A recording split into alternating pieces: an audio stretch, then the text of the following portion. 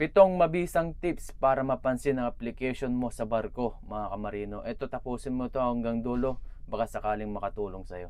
Marami ang gustong sumampa, pero hindi lahat napapansin, mga kamarino. Pero kung seryoso ka sa pag-abot ng mga pangarap mo sa barko, ito ang mga dapat mong gawin para hindi maisantabi ang application mo sa barko. Number 1, ayusin ang resume mo. Gamitin ang tamang format, malinaw, updated at walang typo. I-highlight mo ang mga experience mo kahit land-based na related sa posisyong ina-applyan mo. Ipakita agad ang mga certificates at mga license mo kung sakaling meron.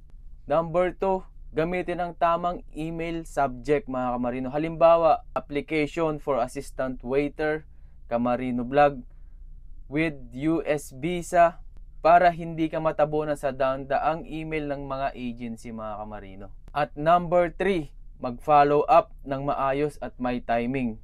Hintay ng 5 to 7 days bago mag-follow up. Huwag araw-araw tumawag, baka ma-turn off pa sila. At number 4, mag-post at mag-join sa legit seafarers groups. Madalas dito unang lumalabas ang mga hiring updates. At sa Facebook groups, magbasa ka sa mga comments at doon magkakaroon ka ng idea kung anong mga dapat gawin, mga kamarino.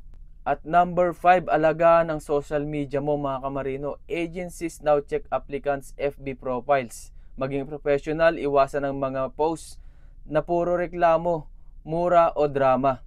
At number 6, kumpleto ng mga basic requirements katulad ng STCW, Seaman's Books, TOR o diploma kung required, company required documents, training certificates o OEC, at marami pang iba. At number 7, maghanda ng elevator pitch. Halimbawa, kung matawagan ka, dapat handa ka agad magsabi ng, "Hello ma'am, sir, I am Kamarino Vlog with 3 years experience as a waiter in a cruise ship.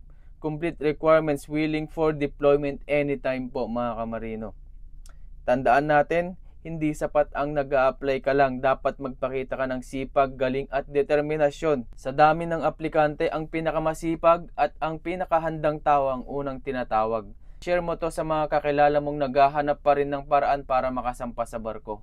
Para sa mas maraming tips at advice about sa pag-apply dito sa barko, mga kamarino, i-follow nyo or i-subscribe nyo ako sa YouTube channel ko, Kamarino Vlog. Ilalagay ko sa comment section yung link ng profile ko, mga kamarino.